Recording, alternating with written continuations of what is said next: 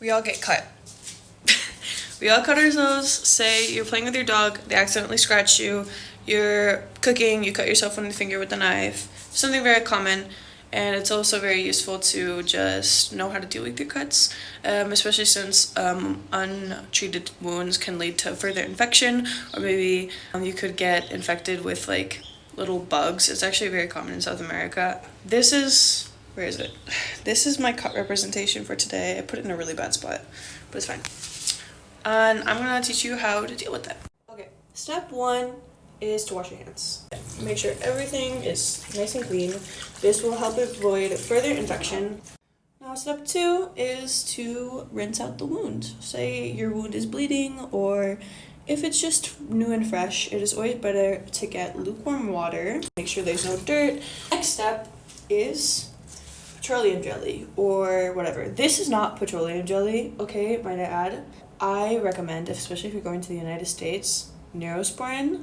I friggin' love Neosporin, okay? I think it is the best because it immediately deals with the swelling and the pain, and it doesn't hurt. Like, it's not like, you know, iodine. When you put iodine on like a big wound, it burns. Neosporin stops that. Like, if your cut hurts, it's gonna stop hurting when you put it in.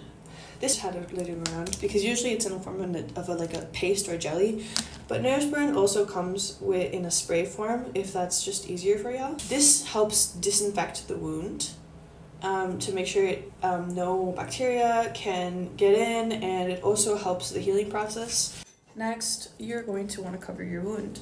If it's a bigger wound, I would say like around your knee or maybe on your elbow. If it's a scrape, I would probably use gauze or something because it's a lot easier. Gauze is like, I'm gonna put it here.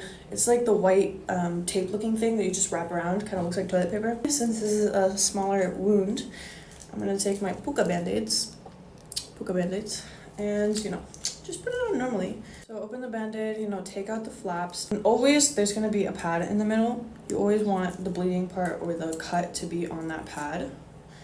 Never like the sticky part on the pad, because that's I mean sticky part on the wound, because that's gonna hurt. So yeah, put it down and do that, and then you know, secure it, make sure it's safe. I would hold it on for a few seconds, you know, pressure it, and yeah, now you got a band-aid on. And you should have the band-aid on for like, I would say like a few days, and then yeah, you should be good.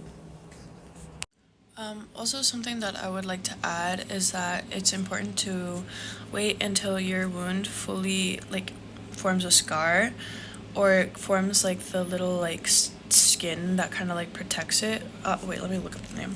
Okay, scabs. Until your skin forms scabs, I think that's when it's safe to take off the band-aid and that it's no longer prone to infection. Just until your wound is just closed, you should keep on the band-aids and maybe change them out if they do get dirty or want to like come off, like kind of like peel off, because it is important to keep it covered until the wound is fully closed.